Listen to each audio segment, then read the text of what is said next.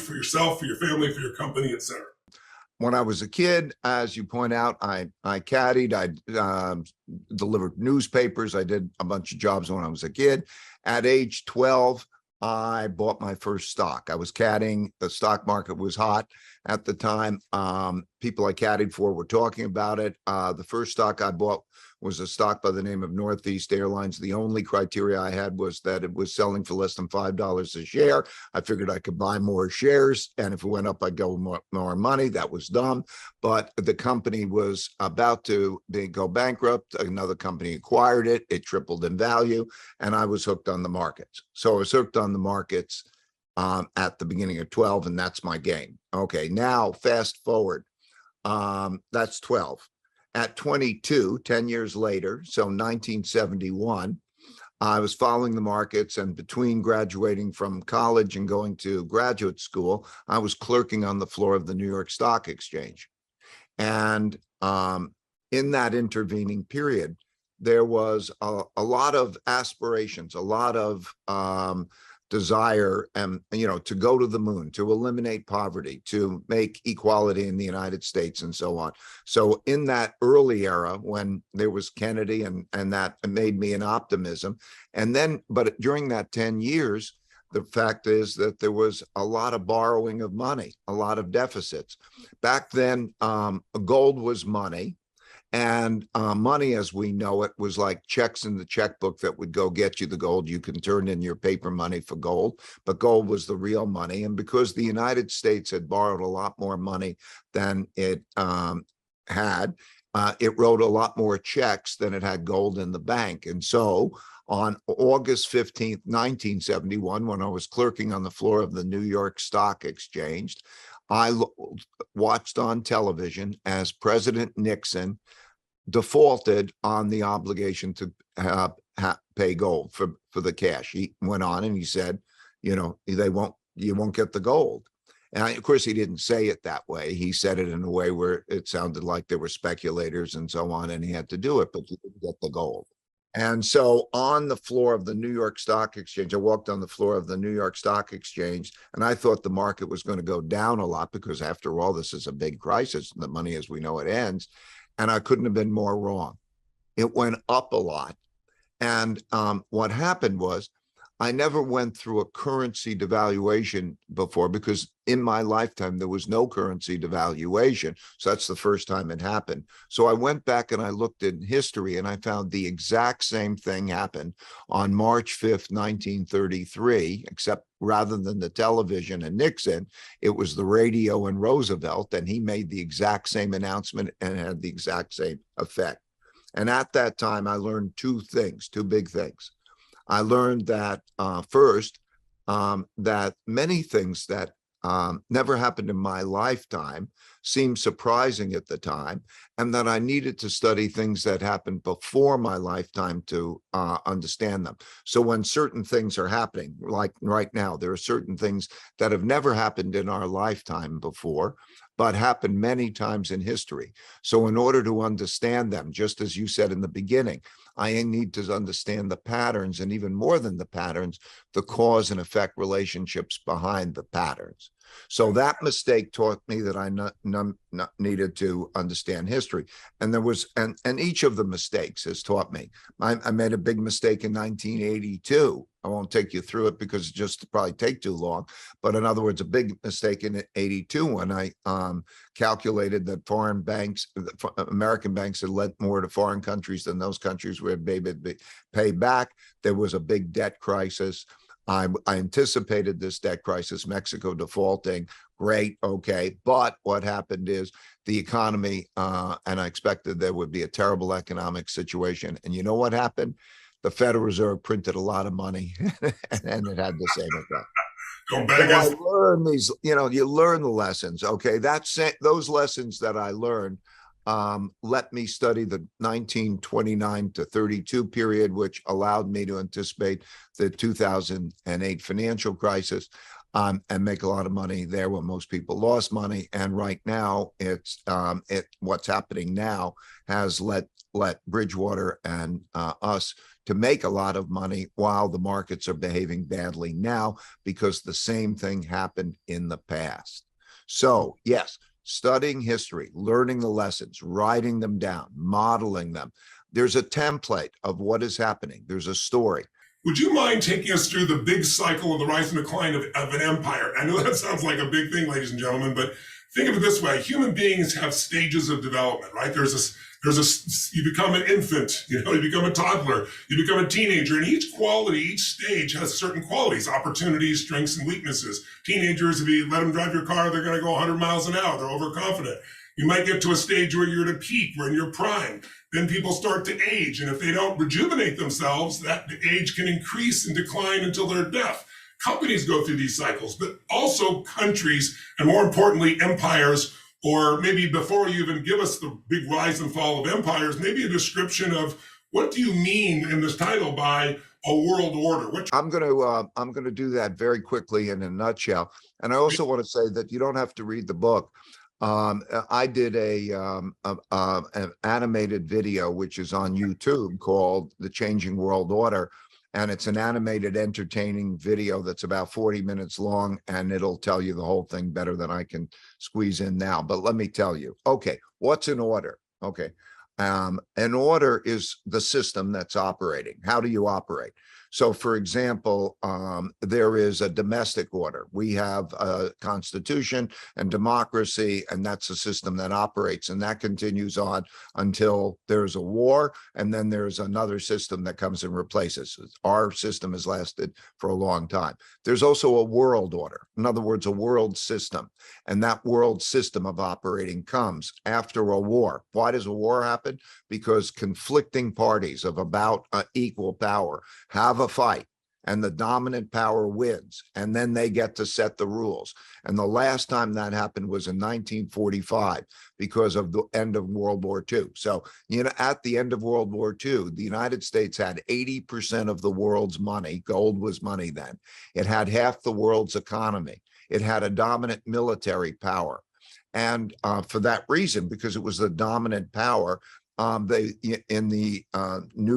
New York is where the United Nations is.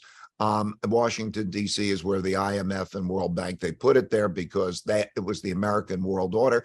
The dollar was the world's reserve currency. And that always happens. Before that, at the end of World War I, there was the Treaty of Versailles.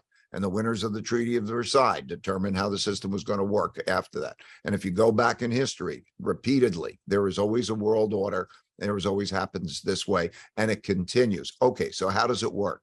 You end up with that world order, and then you come through a period of peace and prosperity because nobody wants to fight the dominant world power, so that there's peace. And then in that period of time, wars are sort of great equalizers. If they reduce wealth differences, wealth gaps, and so on. And then there's a rebuilding process, and that produces prosperity and peace. Also, nobody wants to go back into the war. Everybody remembers how horrible they are. Before that, these cycles typically can take 100 years. Let's say they can take a lifetime. And then people forget, because they weren't the same people. They forget how terrible wars are. After wars, people remember how terrible wars are, and they want peace. All of those reasons produces peace and prosperity. And there's also a financial reorganization. But then that peace and prosperity leads naturally to the country that has that having the world's reserve currency. A reserve currency means it's the currency that's accepted. So naturally, the dollar is the world's reserve currency. Before that, it was the British pound during the British Empire. Before that, it was the Dutch guilder. It's the same pattern.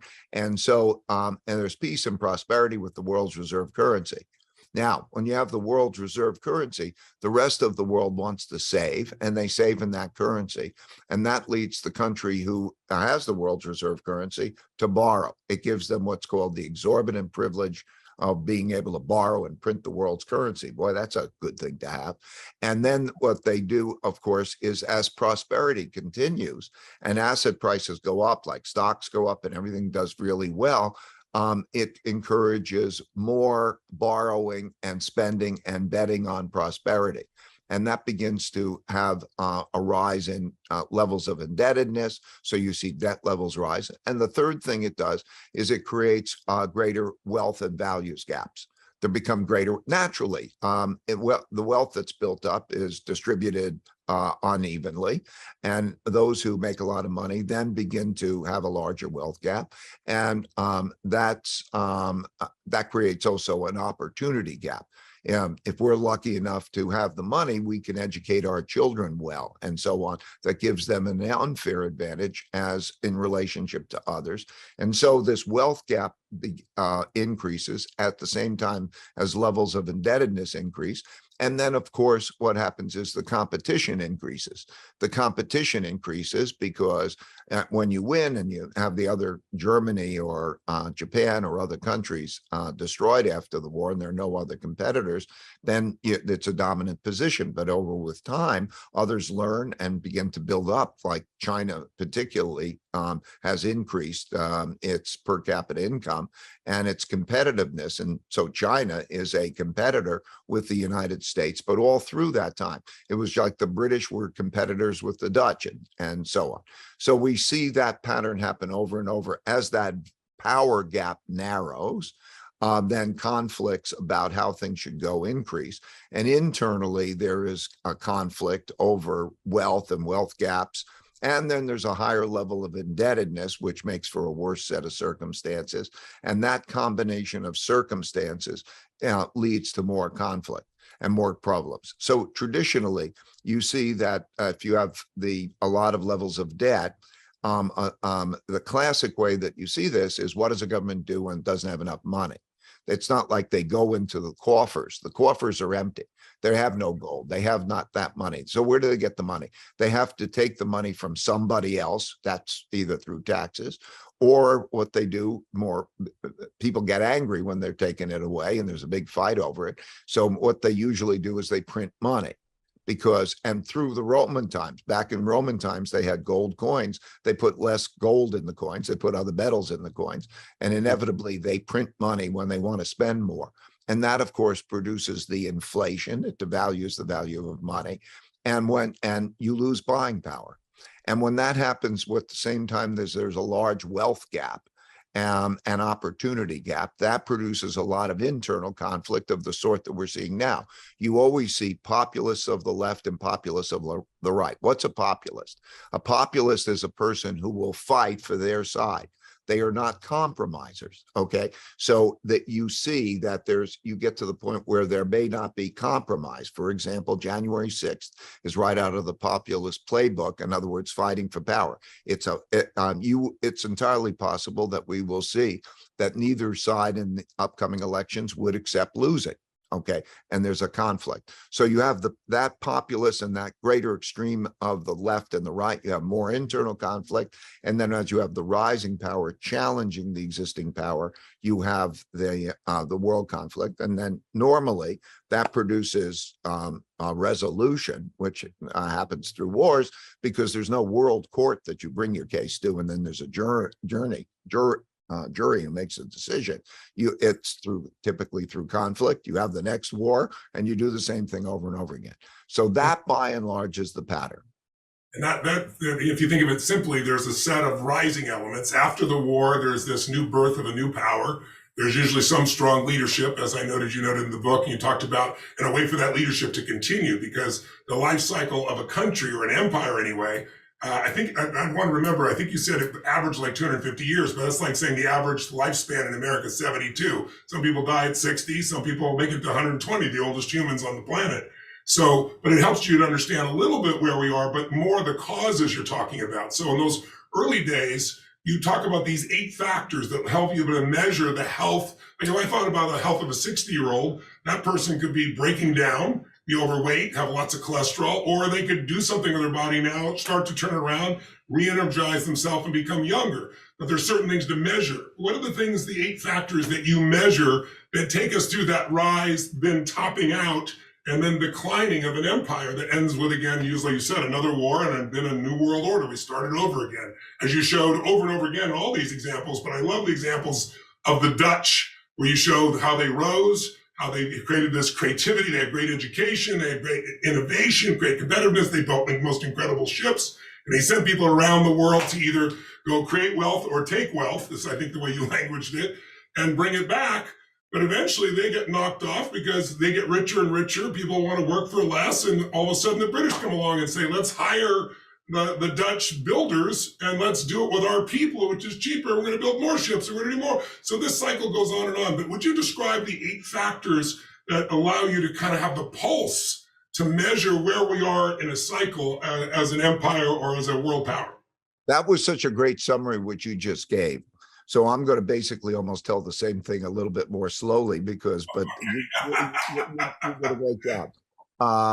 And there's 8, and then in the book I measured 18. So that way you can watch the objective numbers. They're all measurable.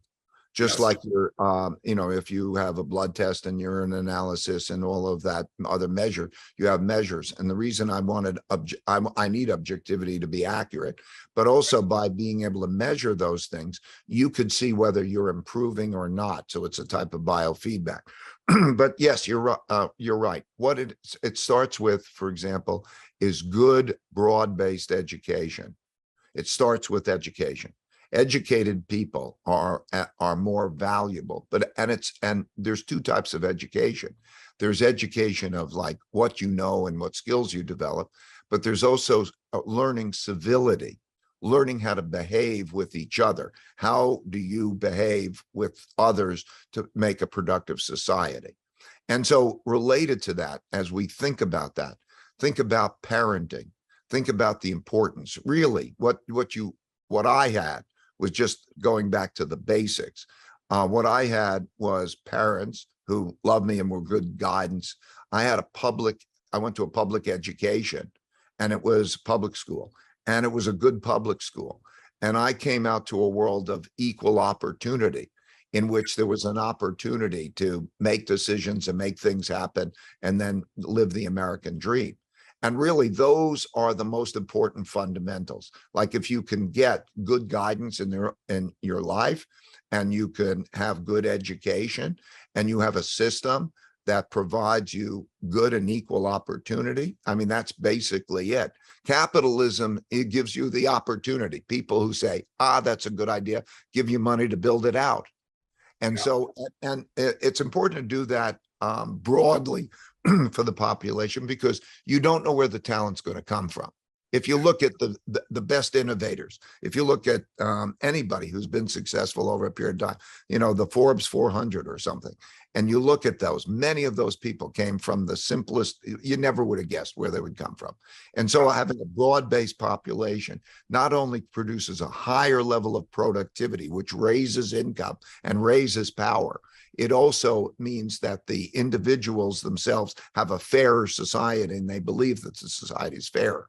So these are fundamentals. And when you start to see that, then it's reflected in other things. It's reflected in inventions, in inventionness. So we measure how many innovations, technology innovations, what share of world trade the country has, a number of the statistics, and you could see that. And when the United States was dominant, or the British that were dominant, they have a high percentage of world trade. And as a result of that, they have the world's reserve currency. So you see it reflected in the currency statistics. In other words, whose transaction? They have the world's financial center. In the Dutch Empire, it was Amsterdam. In the British Empire, it was London. In the American Empire, it was New York as the world's financial center. And so you see it reflected in all of those measures of power. And military, as you try to protect your world power, in other words, your world trade routes, they tend to grow the largest military as well, because that's another form of power. Exactly. I forgot to mention that. Of course, you're traveling around the world, just as you said, you have the trade routes, you're operating in your currency, you need a military. Okay. The United States, for example, has bases in 70 countries now. 70 countries. Okay. So you have to be a military power as a result. And all of these powers support each other. As you gain one, you get them also. You have to be a total power. Like the Soviet Union was never a total power. China is a total power. Soviet Union was never a total power because it was never an economic power. Okay, it had a military that was comparable in nuclear weapons, but it lost because it was never an economic power. So we have that kind of a situation. China now is a comparable economic power. So when we look at these measures, the United States in some ways is a little bit ahead in some and a little bit behind, but there's comparability. So as we go through that rise, we start to top out basically when we become so prosperous, it costs more to do things here. Someone else can do it cheaper. They copy or create new innovation that starts to give them advantages. Our financial system, since everybody in the world wants stability, they say, I'll save my money in US dollars. So they loan it to us. We just keep printing it more and more until we've abused it so badly that now there's a giant bust. And now that bust brings us down through debt and through conflict. And so this is where the three things you started to come in the decline. The three things that are happening today that have not happened so much in your lifetime, the overspending. Maybe we can touch on those three now to have people really understand just those three principles that are probably most practical for people to notice right now. Changing orders.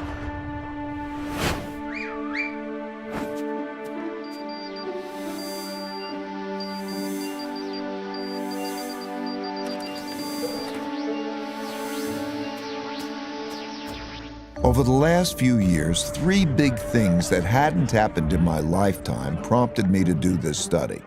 First, countries didn't have enough money to pay their debts, even after lowering interest rates to zero, so their central banks began printing lots of money to do so.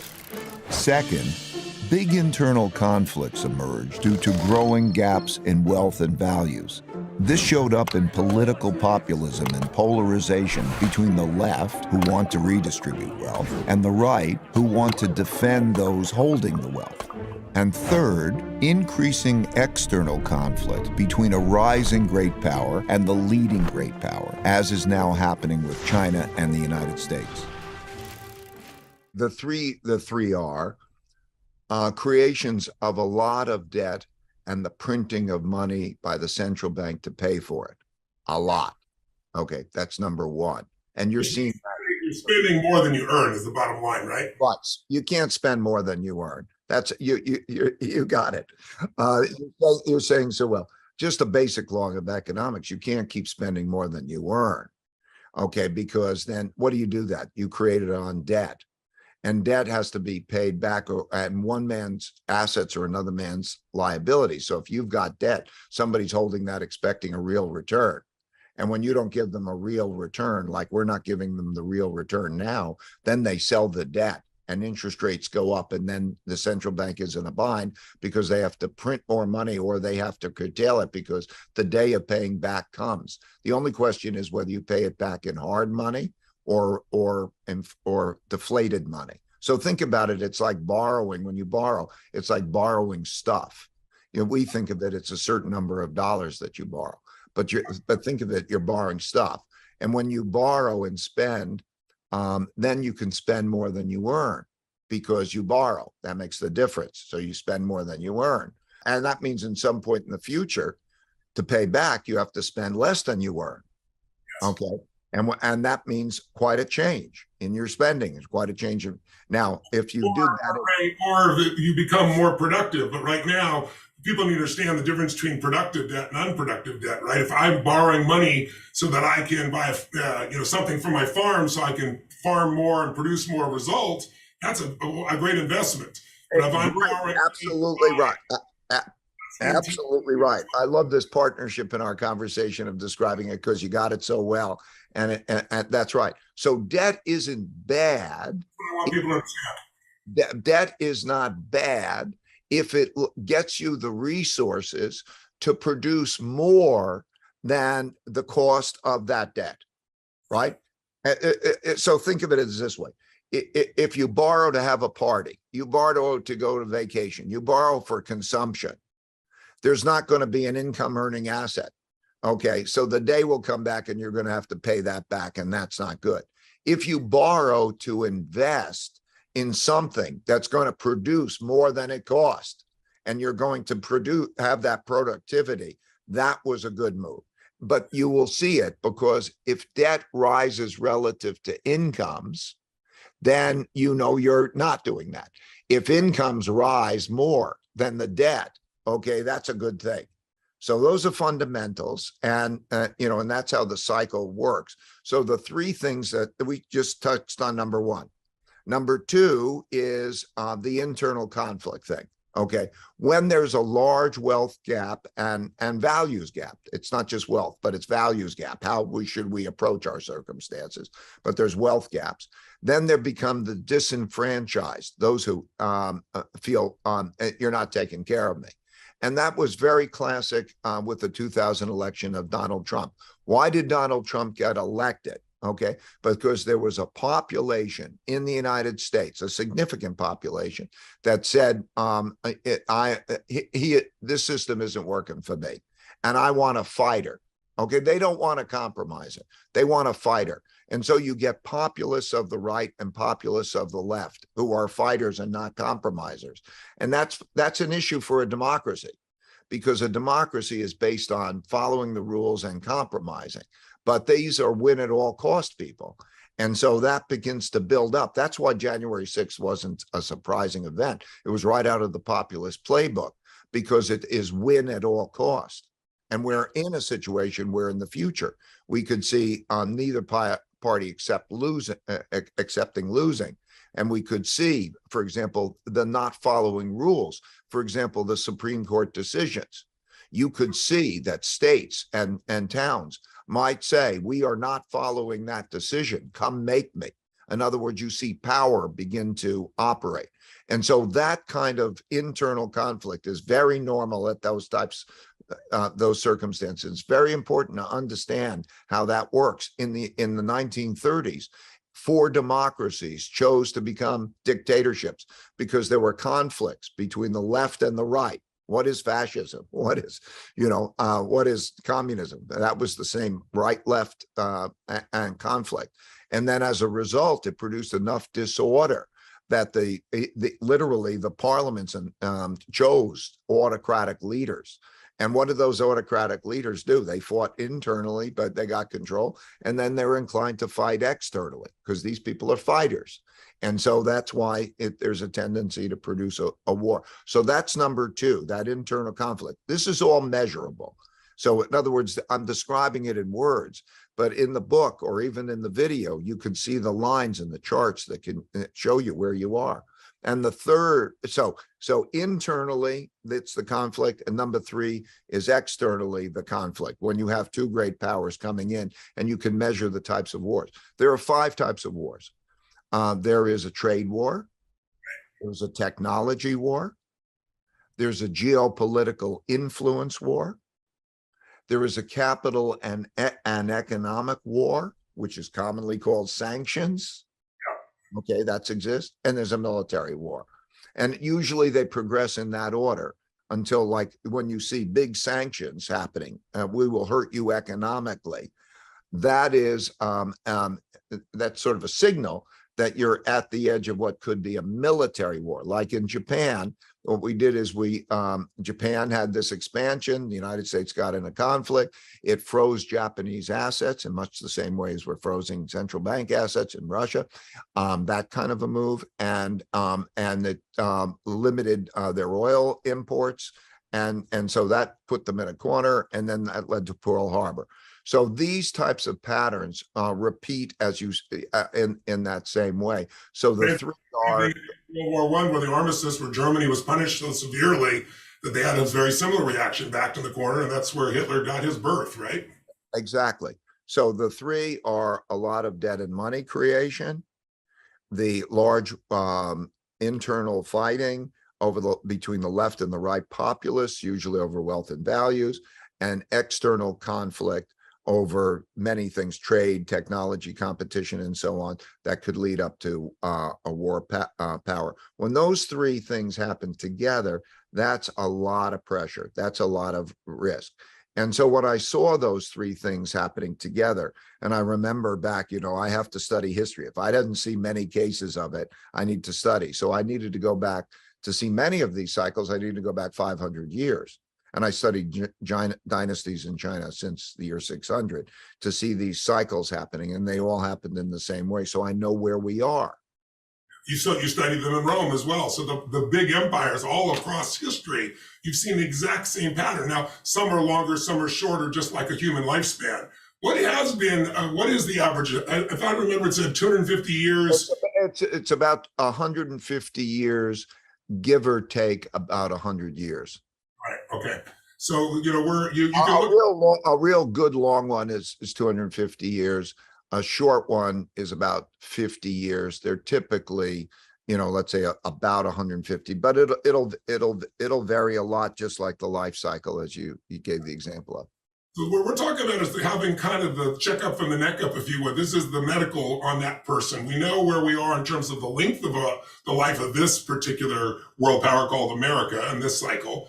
But more importantly is we can measure the causes and the sources, and these three are the primary ones. And it's not just, I just want to clarify and make sure I'm getting this correctly, it's not just printing more money, it's spending way more than you earn is the fundamental that cannot be sustained. It's abusing basically the reserve currency. And then it's because of the wealth gap that's expanded. There's a difference in what people expect. They expect, people to get wealthier. They don't want to work as much. And it's not just wealthy people. Everyone is wealthier comparatively where they were. And so now there's competition that starts to be created. And because there's conflict and you're weak financially, you're weak fighting each other, now an external power that's on the rise can begin to displace you, and usually will be resolved, as you said, in a war. So those are the elements that we're on right now, and I really appreciate you walking through the different wars and the fact that they tend to have a sequence as well, ending with a real physical war, since there's no court to go resolve this. And we can talk about the UN, but not everybody abides by whatever the UN's going to say. But war basically flattens that. So tell me this, what made you at this stage decide to do this level of study? Because you've always been a student of history. Just seeing these three patterns, is that what it happened? And tell us a little bit about your methodology. I studied history going back to about 1900, but that wasn't good enough. The 1900 allowed me to anticipate the 2008 financial crisis and so on, but actually to think about the rises and declines of reserve currencies and empires, because these cycles take so long. I had to go back 500 years, which one thinks of as long, but it's not, because in those cycles, even there's a limited number of cycles. So like you say, if a typical life cycle's 72 years old or whatever the number is along those lines, and you want to study, a few of them, you want to study as many cases as you can, you need to then go back and see those number of cases.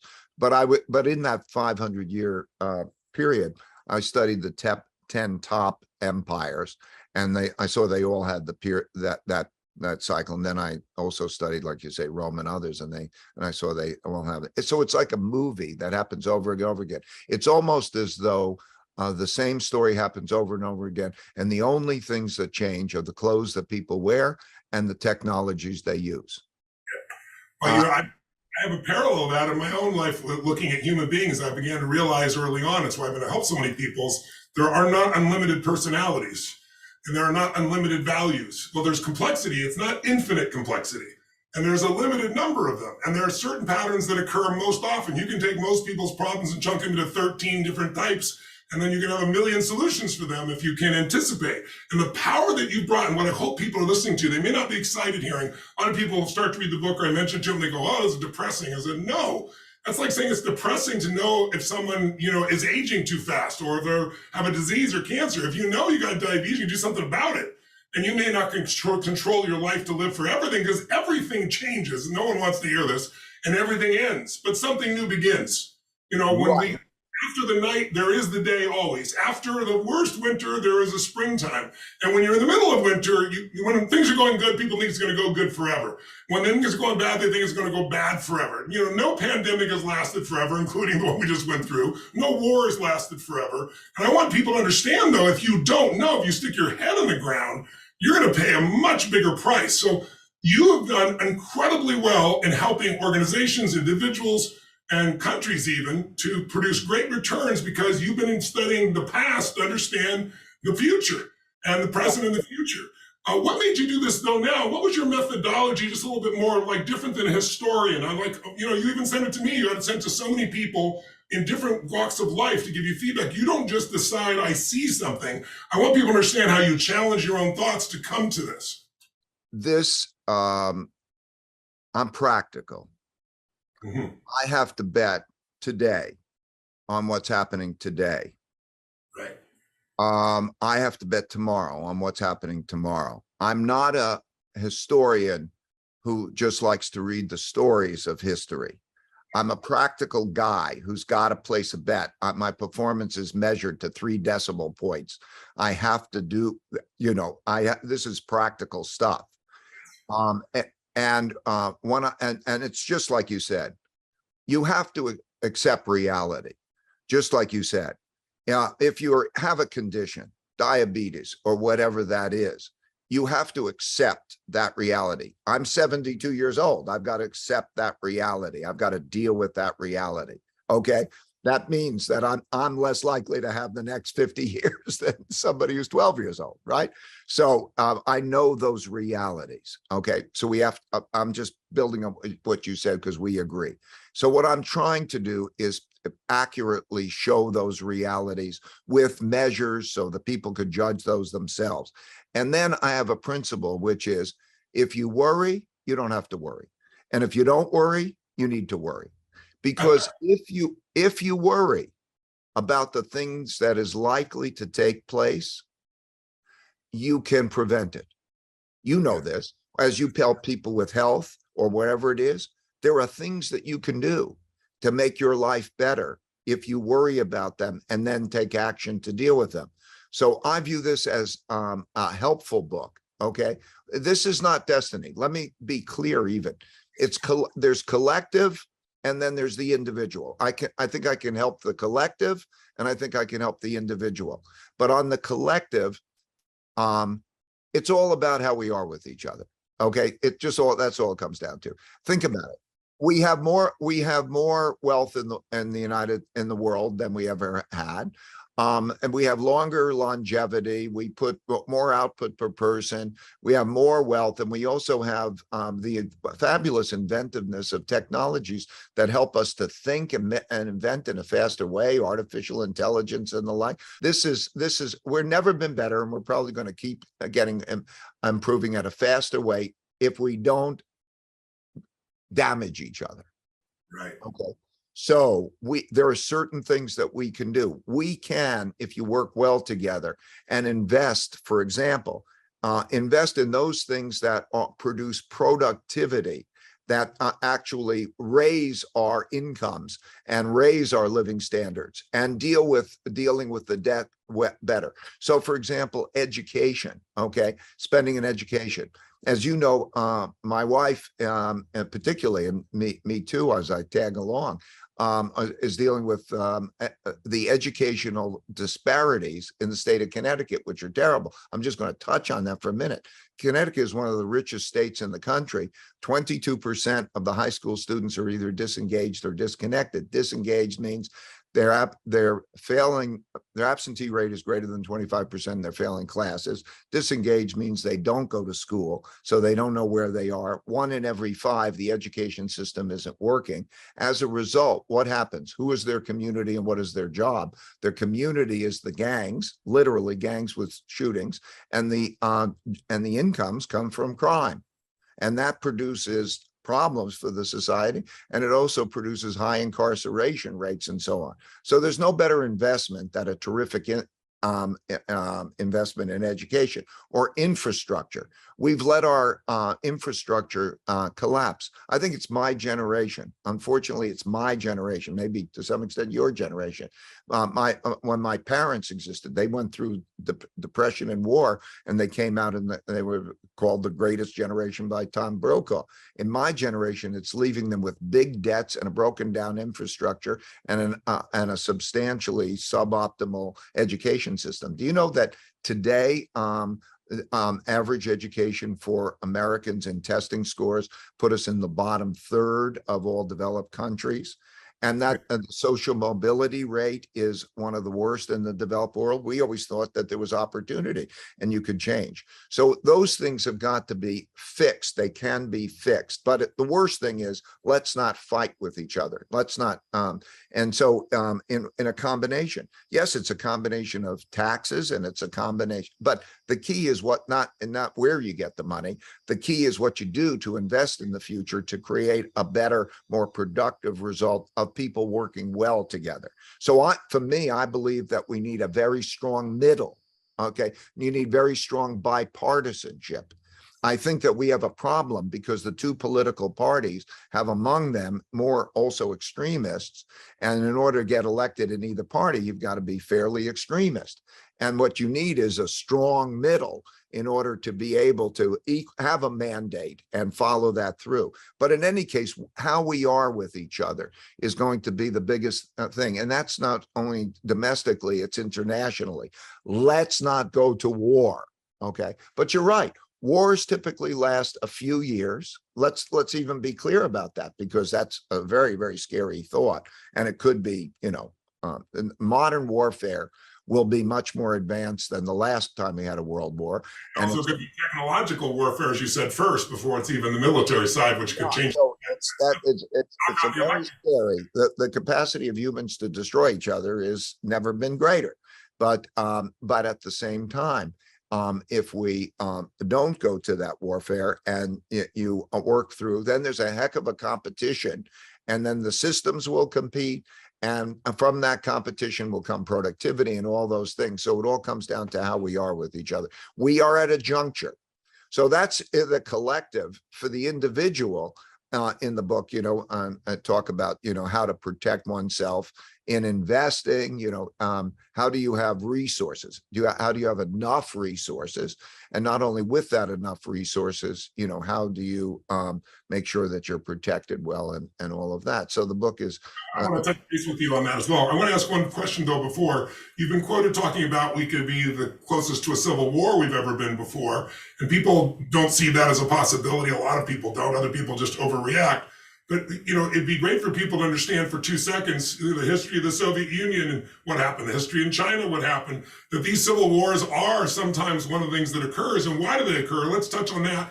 And then let's talk about inflation for a second, if we can, where we are, Ukraine, and then maybe wrap up with the individual and what they can do financially as well as personally, and on the relationship side of things, like you just talked about the collective. So could you touch on, perhaps a little bit of what's happened with civil wars in the past? Why have you said this in the past?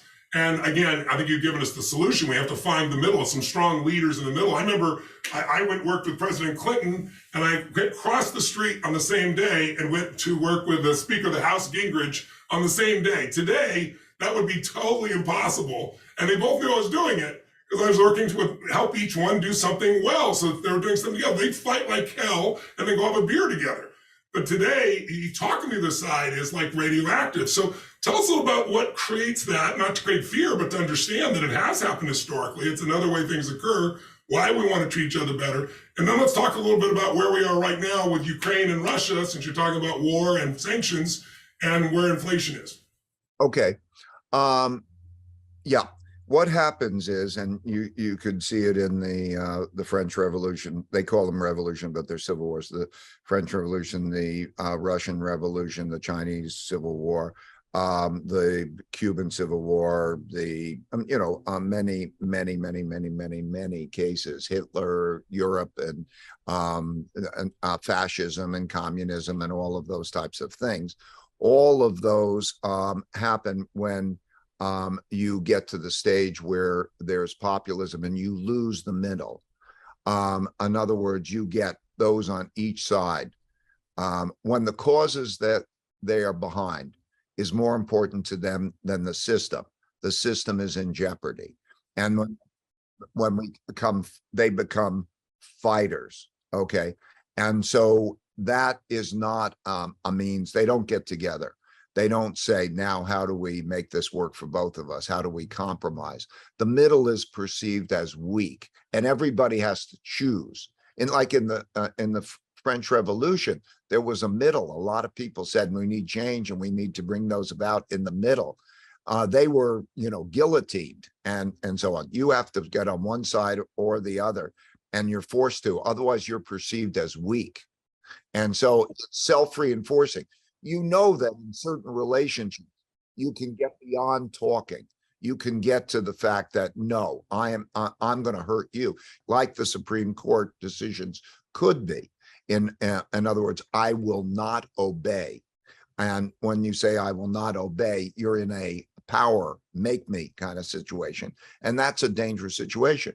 Now, it could be, I think we're seeing the movement to different states along those lines, because of I want to be with more the people I want to be with who have similar values and also will deal with me economically the way I want. Each makes those choices. That causes, to some extent, a hollowing out when you go from let's say a New York or a California to a Florida to a Texas. Then you could lose the tax base, and then the polarity at the poor, it's more difficult. And that process has always taken place. And that's what it looks like. And that's what we're operating with now.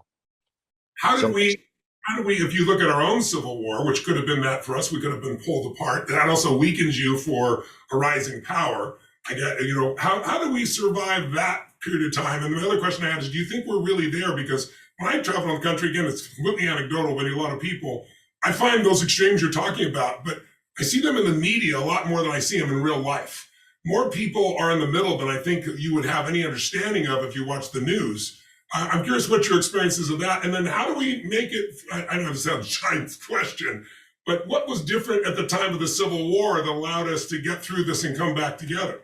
Well, of course, at the Civil War, there was a dominant power that militarily beat the other power. And like all of those things, then they were in control, and they created a new world order, a new domestic order, that was, with the various rules of commerce and slavery and such things. It was because they won the power, and it was, on a per capita basis, the worst war we've had. And, so yeah, it was a terrible thing. And that's how that happens. Right. And so that was, it's been a while since we've had one of those, but we did.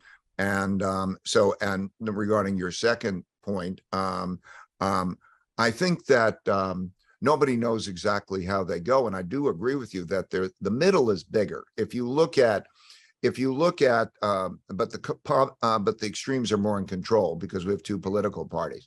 So what we have is, roughly speaking, about 30% of the population, 25-30%, is fairly extreme right by measures, and almost violently so. In other words, would be in favor of only overturning the elections and so on. I don't know, maybe not following the rule of law and some such things. About 15% of the population, maybe it's 10-15%, is rather extreme left. So in there, and there's no party for the middle. So in that, you're getting a creating of who wins the primaries and so on tends to be fairly extremist, because 30% of the population represents the majority of the Republican Party, right? Even though there are a lot of moderates. And so what I would believe, what I would hope to, is that the majority of Americans, if you use my estimates,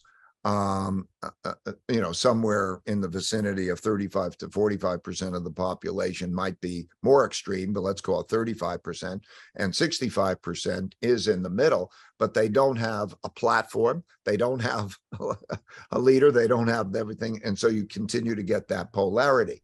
And now how it moves, it is moving very quickly in a bad way. I mean, a conflict way. So measures like what percentage of the population of each of those parties think that it would be better if members of the other party died. Okay. One party has 15% and the other party has 10%. What percentage of the party says I would not want my child to marry a member of the other party? These are significant percentages. So you're seeing this movement in that direction. How does it work exactly? I can't tell you, but it is a fact that, gun rights and the ability to have guns, there are many more guns in America than there are people in terms of that. And some of those people will say, make me, or could be. I'm not saying how far it goes. I don't know anywhere how far it goes. I'm just trying to say that this is a problem, that it is a problem that the middle is not, there's not a strong middle, and there's not a strong pulling together. I think the president of the United States should be bipartisan. I think it would be great if they had a bipartisan cabinet and they brought the people together, and that those in the middle had that commonality that you talked about, and then those in the other, at the extremes, were the odd ones out. Even if there wasn't civil war, in which obviously all of it doesn't get to that level of extreme, and we all can play a role in that by our own decisions, how we interact with each other, as you said. But even if there isn't, it weakens us along with a financial weakness for a rising power. So tell us a little bit about what's happening in your view with Ukraine and with Russia, what we're doing there. We're supposed to destroy the ruble by our policies. It's gone through the roof. It's creating a different relationship. Tell us what your view is of that, and then how does that relate to what China's looking at? Because you've talked many times about if we were going to war with China, if I'm not misquoting you, very often you said Taiwan could be one of those triggers, obviously. So I'm just curious what your perspective is on Ukraine and Russia, our policy and approach to this, and what does that mean for this changing world order? Well, like in other conflicts, there are sides. There were the Allied and Axis powers, and maybe they changed where the geography was. But starting in 1900, we had a world that was closest to each other, that you would have a world war, World War I, World War II, and that means in Europe and the Pacific and so on. And so you have that dynamic now that we're coming quicker together, and there are sides. And there are sides based on a common enemy. So in terms of this conflict, the United States has a great power, which is declining relative to the other powers. There is that emerging conflict. So what's happening in Russia and the Ukraine is part of that greater story in terms of that. China is outside of it. And now, because no one knows how a war is going to transpire, one really learns from the actual war. There are always surprises. This is a very interesting observation now. And China and others are learning, how is this transpiring? And we're learning three big things. We're in the process of learning these three big things. The first is they've kept it to a conventional war. Okay, they have intentionally not gone to make it a nuclear or cyber or chemical war. Okay, that's in a sense good, though there's the risk that it could be. So the first question that we have is Putin going to win or lose, or what would a compromise look like? Okay, Putin winning and Russia winning consists of a few things. First, get control of the eastern part of the Ukraine. Second, have the Russian economy not collapse. But in other words, it can, if it had a contraction of 10 or 15% of GDP, that's a tolerable contraction. And in his view and Russia's view, worth it for getting the eastern part of the UK. Number three is that he remains in power. And number four is that he remains on the world stage, such as go to a G20 meeting.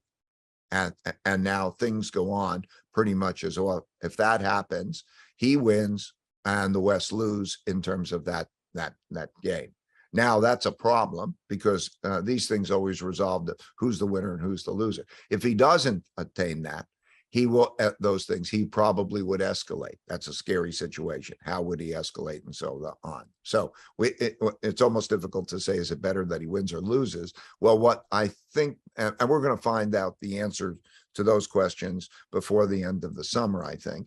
And my own guess is that because they can't make it look like anybody wins or loses, that they have an armistice, or what I mean, a ceasefire, the way they had in Korea, and they just draw the border lines and they say that that's just a temporary ceasefire. And maybe you can, and maybe it sticks. Who knows? I don't know. The second, so, okay, first question, does he win or lose? And how does that work? Second question is, what are the powers and cost of American sanctions?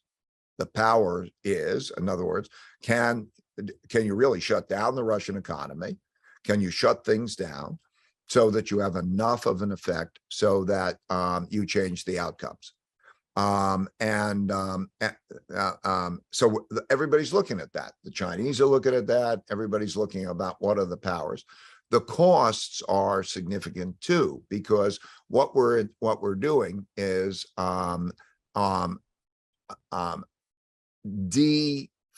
you're politicizing or weaponizing the financial and economic systems. So when you politicize it and freeze a country's assets, many other countries today are wondering, should they hold those bonds in the United States? Because, oh, if they get sanctioned, so many countries are neutral or against, they could get sanctioned, and that's a risk, and that could affect the capital markets. And it also produces great inefficiencies, which are economically costly, because you think, okay, where are the supply lines? Look at what's happened, and the efficiencies are not there. And so that's these sanctions and all of that are very, very costly. So we'll see, we're in the process of seeing that. So far, the sanctions are not shutting down the Russian economy and so on, and they're not having a change in policy. It is a very important question, because sanctions are the United States' only unique power now, because the military power and the economic power has become more comparable than it was before. And so it's the unique thing. So specifically, right? So that's important. And the third thing we will see, and we are seeing, is how the sides align, and basically into the allied powers and the Axis powers in Europe and in Asia. And we're seeing that.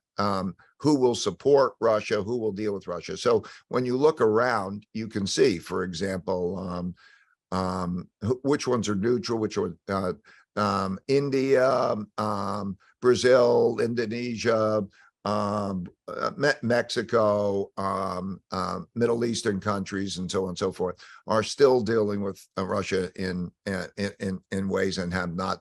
And so you'll see whether which countries on which side, which countries on the other side. All countries are increasingly being forced to pick a side and go into Asia in those countries. And I speak to leaders, I speak to most leaders, and they're saying, which side do I pick? Because I'm increasingly pick a side. When you see the president fly around the country, or you see representatives, fly around the world, and you see others flying around the world, that's basically, pick a side and here are the consequences. So that's what we're seeing now. And I think that before the end of the summer, that those questions will become clearer and lend for the next stage. The China situation is very concerning, because, as I say, Russia is not a comparable power. It's relatively economically, it's a minor power, and you need all of the powers. But China's a different story, and so we have that now. I know both American and Chinese leaders, and I think that they would say that it's very, very important to know where the red lines are, and not to cross the red lines to go into that kind of a conflict. And well, as you point out, Taiwan could be one of those situations. At some point, it will find some form of resolution. But I would say still the odds are that they won't cross the line for the military, but our risks of it are great. It's like two giants wrestling with each other 6 feet from the edge of a cliff. You can say, okay, but if you could go over that edge of the cliff too easily. And so that's what it looks like to me. and the lack of effectiveness of these sanctions was seen by China also. And when they look at what they might do or not do, what kind of consequences are available, they might start, if this doesn't work, and what you've mentioned historically has happened with these types of sanctions, it certainly encourages some other forms of conflict to occur because there's less consequence that comes from there. Let's talk for 2 seconds, last two things, if I may, with you. We'll come back to the individual at the end here because I think it's so important. And maybe touch on them now, but let's talk about inflation. From the 1990s to 2008, I think you described it as globalizing, digitizing, and booming by using debt. And now we're in a different world. We're in a beginning of a different winter where we've gone beyond what that experience is. And when you and I talked previously, you talked about the fact that we'd already hit this problem with our financial system by 2019 before COVID. But then when COVID came in, all of a sudden these emergency powers were used, and we printed 5 times the amount of money we actually needed to do to cover things. And that's where this inflation is coming from. Can you describe where the inflation is coming from? And then what should individuals do during a time of inflation? Do you see this as continuing? Right now the Fed, as you know, is late to the party. They're trying to raise rates. I mean, yesterday they raised them by 0.75 points, the most they've done in 28 years in a single time. But can they really raise it enough to stop inflation, or without having a massive recession? Give us your view of what got us here, and where do you think we're going, and what can people do to protect? What got us here is the injection of a lot of debt and money. It's a hype. In other words, you can hype it up. Think of it as, you've got somebody who's weak and whatever it is, and you give them this shot, and then that shot of buying power. And if the amount of spending increases by more than the amount of production, then prices by definition go up. And so there was a massive amount of giving away checks and money. And people seem surprised that they get inflation. Well, they're going to spend that, not going to increase very much in terms of the production. And so what is going to happen? The prices are going to go up when people spend more. Okay. And you put on top of that the issue of where we are geopolitically. We're changed the world in how resources are allocated. It used to be primarily that they were allocated on economic and profit basis. In other words, if it was more, if some place was cheaper to produce something, then capital would go there, motivated by a profit, and it would produce it and raise living standards in those places. But it would move that profit, that production, from places that would have a hollowing out, like the United States and so on, in some types of jobs. And we're now in an environment in which resources are allocated by political and ideological concerns or issues. In other words, we're not going to produce it wherever it's cheapest. And also because of worries that we might be in war, or that you could be in a war, every country wants self-sufficiency. And every country's worried, or every company is also worried, that they might be in a place where they are affected by politics. So if think about it, the Nikes that you're buying, the Apples that you're buying, 22% of all manufactured goods imports come from China. And just imagine if the world said, we're against companies that are producing and operating in China, like Russia, let's say, if that was the case. That has an enormous economic effect. And companies today are considering, okay, where do I produce it? And it's not always produce it in the most cost-effective place. That adds to inflation too. And that's our new reality. Even like who gets the money in the system.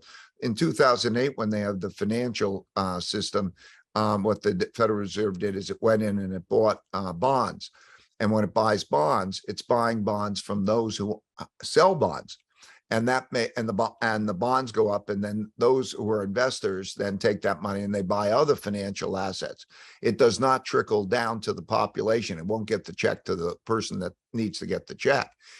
But in this last time, what they did is the government determined who's going to get the checks. So because the federal government can determine that, so the Federal Reserve buys the debt of that, but the checks go where it's directed. So the ideological and non-economic forces, in a sense, but those that are being managed for a greater purpose, get moved that way. And that's, by the way, also very typical of wars. In all countries, they become a command economy. In other words, if I just left it to the profit system and people buying what they want to buy, it's not going to get the resource allocation a country needs in war. And so you're seeing both of those dynamics taking place in producing inflation. So what does that mean? There's a paradigm shift.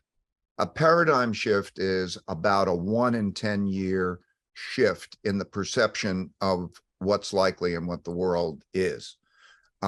There was a paradigm that was created by a combination of low inflation and also central banks producing free money.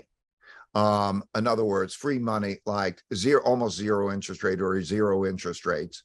That means you never have to pay. If you borrow the money, you don't have an interest payment.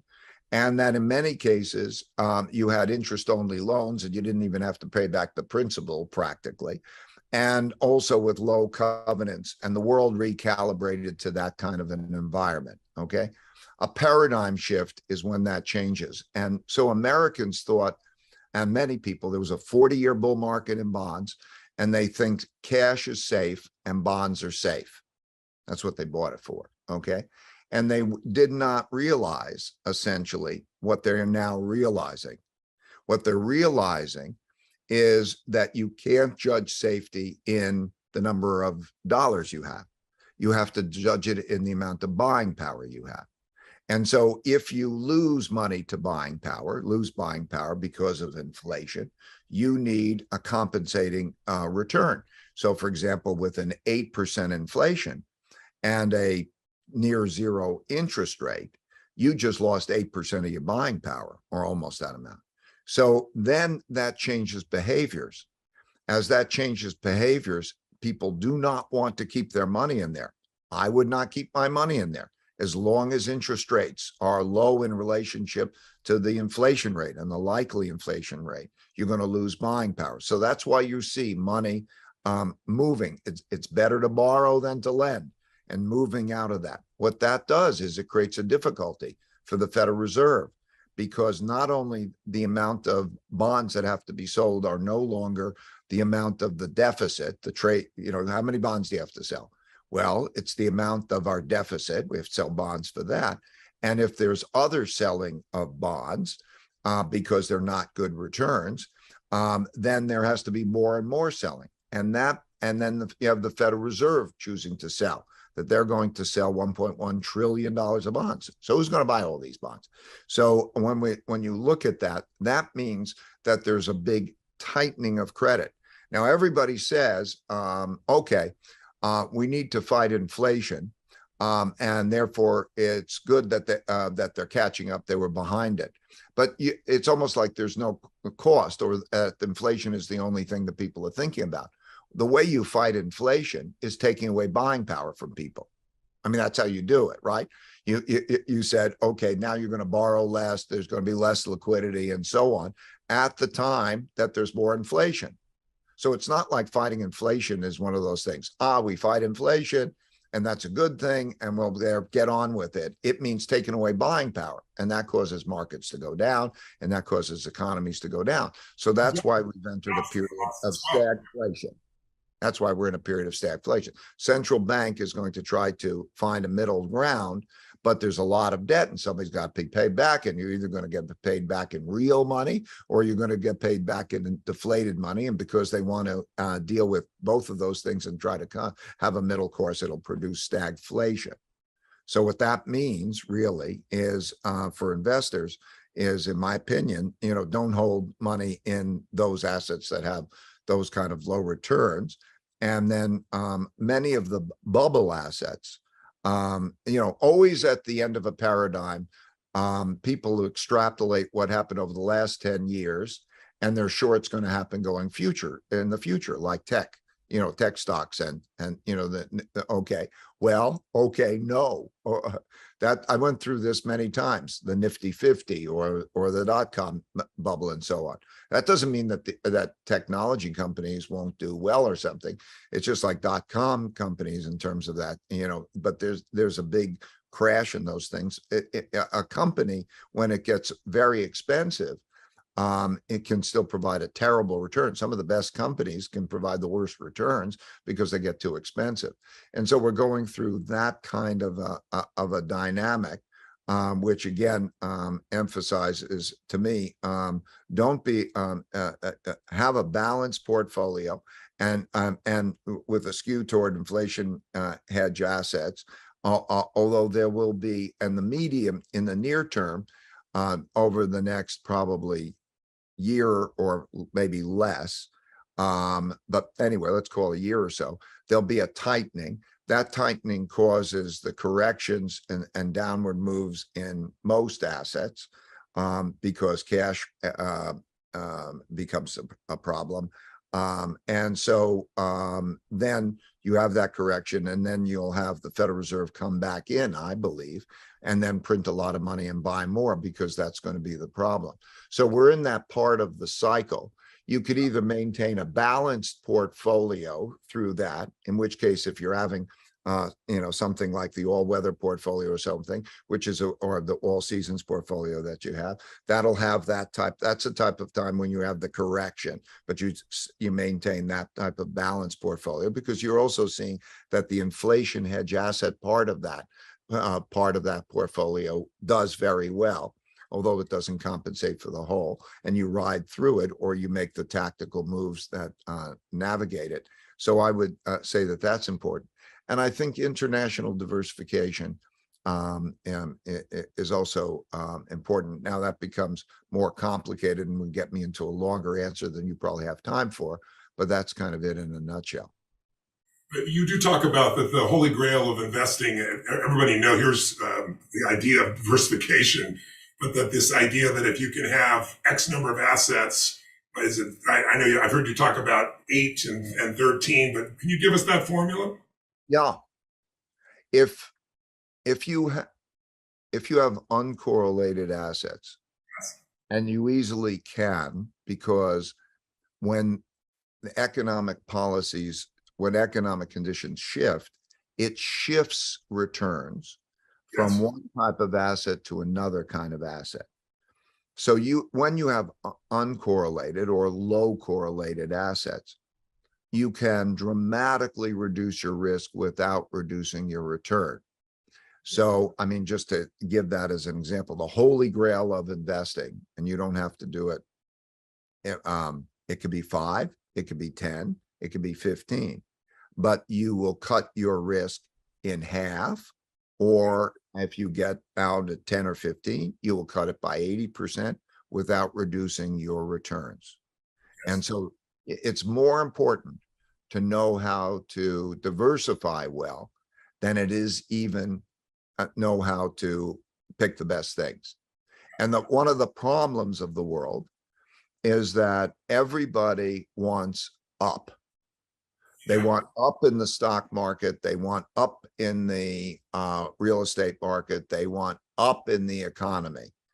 And that and central banks can produce up, okay, by giving it this shot of money and credit. They can always produce that up, but that up over a period of time has a consequence. And that consequence is that there's a lot of debt, and that has to be paid back. That will be paid back in depreciated money. So you don't want to be in that position of like, if your portfolio is going down a lot in this, that's not good. To give you an idea, if you lose half your money, it takes 100% return to get back. You lose 50%, you need 100% to get back. There are people who are in some of these tech funds and they're down 70%. This can't be part of the game plan. Okay, that's not part of the game plan. So the issue of being able to reduce risk through diversification, which doesn't reduce return, and in my view, never put yourself in a position that you could lose more than 25%. In like your worst case situation, 25% in a game plan, can be acceptable. But if you go into that, and if you look at any single asset in buying power, there's no single asset in buying power that hasn't lost 75 or 80%. So you need diversification. In your lifetime. That wasn't the principles you shared before, because people tend to focus. They grew up and their parents fixed homes and they got into real estate. And so real estate's worked for decades and all of a sudden it doesn't. Or they got into stocks and they, at 12 years old, they're pulled in. They don't have your sophistication and they go up and up and up until they don't. And they lose 50 or 75%. And that's the piece I like people to know. For those watching, by the way, when you talk about a balanced portfolio, Ray designed one, which is in Money Master the Game for you if you want to see what that is structured like as well. The last two questions. Tell me, so China is rising. China is obviously a much larger population, 4 times the size of our population. They certainly are building a war machine, but is their dominance, they've been a dominant country worldwide in over centuries, many, many, many centuries. Is theirs based on size and so forth and their technology? I mean, they grew using capitalism, clearly. I mean, that's what made them grow, even though they're a communist country. Are they guaranteed to be the final winner in this race? Because also when you see they spend more money on internal security than they do external security, even though they're spending more than we are on the war machine, more to control their own population. You see what's happened in Shanghai with 25 million people locked down for 5 or 6 weeks. They're separated from their kids. Their animals being killed. I mean, is that an environment that can be sustained in your mind? And are they guaranteed to win? And what do we do to compete more effectively? You've addressed this a little bit, but I'd love to hear your view on China, because I know you know the Chinese culture very well. You might even share the cat metaphor, black cat, white cat metaphor of the psychology of the difference of systems. But I think it'd be helpful for people to see your view of China, both its strengths and its weaknesses. And is it inevitable that America drops to China, or are there options? First of all, I think for the next number of years, I don't know whether that's 5 or 10 years, they're going to be more a comparable power than a dominant power. And how that period of coexistence goes will be very, very important. In other words, avoiding that. And at the end of the day, the strongest will win out. And the most important thing is that the United States becomes the strongest. And we talked about that. In other words, how to work together and how to be productive and have education and all of those things. That will determine the biggest outcome. But you have to recognize the power of China. As you say, it's the number of people is more than 4 times our size. So if on average it had a per capita income of half of ours, then its economy would be twice the size of ours. And if it's twice the size, that means twice the size of buying power on anything you want to buy, whether that's technology or military or something. That's a reality. And since I started to go to China in 1984, and I've gone there repeatedly, and I love the place, and I have a lot of respect for the place and the people in various ways, and I've gotten to know it very well. And I love America. Let me be clear. I mean, I've lived the American dream, but I'm making the point that I've known it and I've watched it. Since I started going there in 1984, its per capita income has increased by 27 times. Its life expectancy has increased by 10 years. It's okay. So this is a very viable competitor, and where we will be 20 years from now is going to be mostly dependent on, first of all, are we going to have a war with each other, or are we going to then be able to compete, our systems competing, and then can we compete effectively? I think that the desire to avoid a war, if that's of paramount importance, then it makes it less important whether they're richer or we're richer or more powerful, because there are many people in many countries that are not the most powerful, that are having happy, productive lives in their own ways. And so I think that's the war thing is the most important thing. Otherwise we can, and then we'll be responsible for ourselves and our outcomes. So I think it's that's most important. And their economy currently and their aging population and their internal strife, are these issues as well for China as they are for the US? Or do you look at Certainly. There are, I think it's something like 275 million people who are over, I forgot whether it's 60 or 65. And because of their one child policy, it used to be that the young would take care of the old. But now you have a very difficult burden because you have two old parents who are now in that situation, and even the medical system and so on. That's a great burden. That's a great burden. And then they have you know, a lot of issues, a lot of everything from weather issues and so on. So they have a lot of problems. We have a lot of problems. They have a large poor population and underdeveloped. Now that's both potential and problems. And so it goes back to, how do we each deal with our problems very well?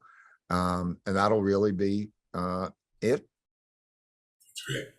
Tell me, just to finish up then, if I was going to summarize in the most simple terms, in order to avoid the three things that kind of guarantee that decline, spending less than you earn instead of spending more than you earn at an individual level, certainly as well as a collective level, is critical.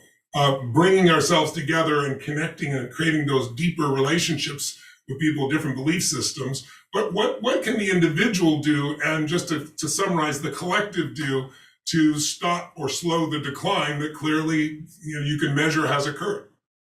First, financially, be financially strong, have a good income and balance sheet, income statement and balance sheet. Think about how many months or years that you could live if you are if you didn't have an income. The more financial security you have, the more maneuverability you have, both to protect yourself on the downside and to take advantage of opportunities, and to know how to achieve a balanced portfolio. This is very important, I think, financially. And then be with people, your community, the source of happiness. Psychologists have studied that above a basic level, income is not a source of happiness. Community is the highest ranked source of happiness. So how you work well with others. So I think meaningful work and meaningful relationships, to be productive and to also have the joy of those relationships, I think is of paramount importance. And then also to realize what the risks are. That's why I wrote them in the book. The risks of can you, well, there are many kind of risks. And do you understand those risks? And where are you? And where do you live? What are those risks like? To recognize that the world is domestically and internationally breaking into different ideologies and different economic systems, really. That happens state by state as well as around the world. And to understand which are the places that are the best for you in those set of circumstances, to be aware of those risks. And that, then it's just the fundamentals, raise your kids well and raise productive. I should say that in most of these cases, even the worst case situations, it's okay for most people. Okay. Yeah. So in most wars, most people don't die. Okay. Most people don't get injured. Okay. Most people don't. In most depressions, even most people don't get unemployed. Okay. They are scary situations. But it's not the end of the world for most people. It may be meaning cutbacks and so on, but that's often good because it's okay to, you don't want to get spoiled. You want to be self-sufficient, and you can get strong sometimes.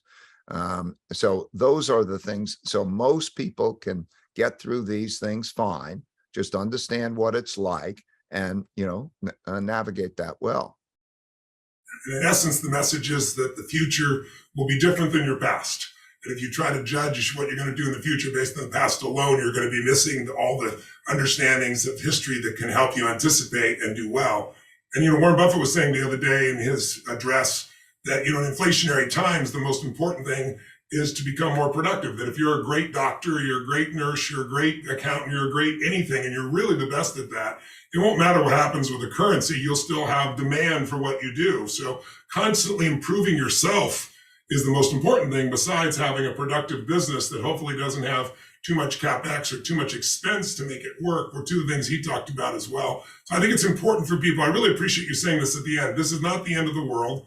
And again, after what does winter do? It cleanses out the weakness and just opens up new openings, and then there's a new springtime. But the good news is, during the darkest times, as corny as it always sounds, it's darkest before the dawn. There's a reason we use these corny phrases for hundreds of years. It's because they're true. So I really appreciate you marking out that this is not the end of the world. But if you don't anticipate, it's going to be a lot more painful than if you do. And that's why this little checkup of where you are, just like looking where our countries are, is such an important element. I like to just finish by asking you about the power of meditation as a tool to deal with all these things. People get overwhelmed so easily these days. There's so much coming at us, and we let it come at us through technology very often. You've been a lifelong meditator. I'd love it if you just tell us how important that's been and what meditation has meant to you. Hi, Sean from LA. Thank you so much for being here, for sharing your wisdom through your 3 books. They're just such clear guidance of what reality is and how I can work on myself to clear through, to become a channel so that I can help show God through myself as much as possible. It's beautiful. Thank you. So in that desire, so let's say I'm working on this for a while. I've worked on the low-hanging fruit, and then things happen, I feel it, and then I let it go, and I let it go. And I'm really interested in what you said about, am I working on this every day? So let's say those things don't happen, but I want to continue to work through these. Is that what meditation is for? That I sit there and then allow things that actually don't come in this waking life arrive, and then I work through the samskaras? Meditation helps you center back to the seat of self. That's what meditation does, okay? The problem is when you come back to this and enter the world, that's what I'm interested in, okay? Can you maintain that seat? Or when you come back out, are you getting all involved in all your problems? And if you sit there and are saying to me, which I'm not sure I heard it right, that, well, what if I don't have enough things bothering me? Well, namaste. But in any event, I'm not there yet. okay, you will every moment of your life be challenged at one level or another. Okay, that's why you're here. All right, and when you're not, then your whole life is meditation. There's no difference between sitting in the deepest state. The great masters, they meditated. Then someone asked Ramakrishna, why are you still meditating? He said, I don't know, I always did. Well, you got to do something, might as well do that. Okay? Because he didn't need to. He was out, he was finished. So that's the best I can say to you is, yes, meditation is wonderful. It is wonderful. It's very, my guru Yogananda, that's all he taught was meditation, okay? But to mature spiritually, you realize it is your daily life that is tempting you and teaching you how to let go of yourself. And the fact that you understand that and you're working with that is very, very honorable. And you're not perfect at it, and none of us are perfect at it, and that's wonderful. Because that means somebody was asked Baba Muktananda, right? Do you ever regret anything, right? You have any regrets? He said, yes, I regret that the days of my sadhana are over. They were so much fun. Wow. Okay? That answer you, John? Yeah, I guess the answer is I don't need to answer that because it's all going to keep coming and coming and coming and coming. You shouldn't even be thinking about your growth. Yes. You should only be letting go of the here and now and leave it to God, leave it to the Shakti, leave it to the masters. You hear me? And you don't have to even know who they are. You don't have to know anything. You just have to be willing to let go of what's keeping you down. All right? This is the question. Beautiful. Thank you. Beautiful.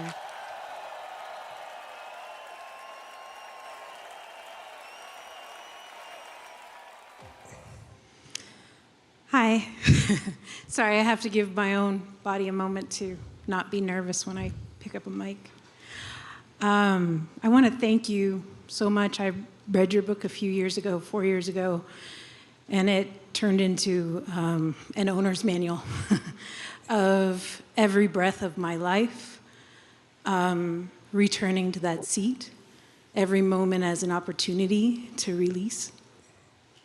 The stage I'm at now, which is so beautiful, so again, thank you, No. is that the mind, the body doesn't really have a place to really capture purchase. It kind of floats. It's there every once in a while. You know, it turns into circus clowns and hijacks, but my seat of consciousness is still aware, which is such a gift. And I'm just curious, in the evolution of this, how do you experience the mind as you continue to progress through this? You know, what does that experience for you, or for any masters that you would Yes. suggest I look at next? Right. I go into it deep in Living Untethered. Living Untethered goes very deep. It takes a couple of reads. I mean, you get it. They get it the first time, but it goes deeper the next time, all right?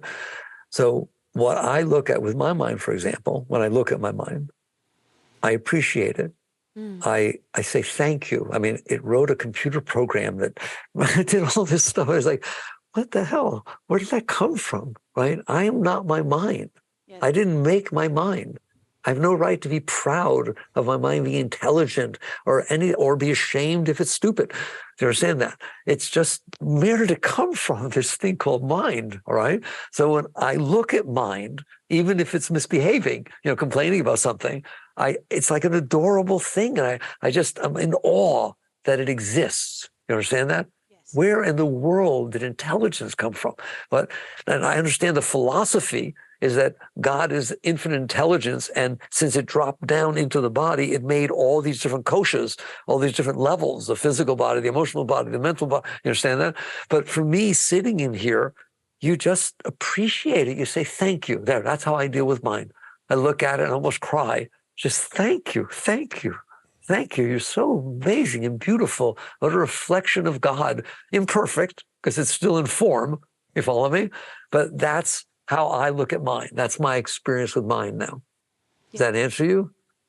Now, if you want to go to the great masters, which I'm not, okay, Ramakrishna said, and this is very deep, and I'm going to leave it with you to contemplate. The purified mind is no different than the self. In other words, when you don't have these blockages in there, the mind doesn't need to be personal. You understand that? So it becomes a perfect mirror of who's looking at it. Like a lake, if you look at a still lake, your reflection is in there. But if it's all stirred up, it's all garbage, right? So the purified mind doesn't mean the mind that doesn't swear, right? It means the mind that's still, right? That's not making personal noise, is reflecting the self. So the purified mind is no different than the self. Otherwise, the mind is reflecting the samskaras, the problems from underneath. It can reflect from above also. Beautiful. Thank you. Thank you. One more.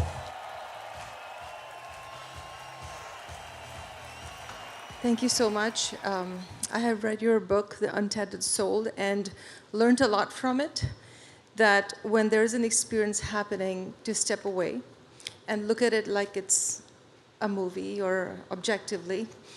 Emotional intelligence tells me to do that. However, on a day-to-day basis, when things happen consistently that I don't want them to happen, it throws me off my game. And then I think, and I get riled up. So, and then I have to mindfully do the work and take back and say, okay, deep breathe, it's okay, surrender, accept. All of these things are emotionally there.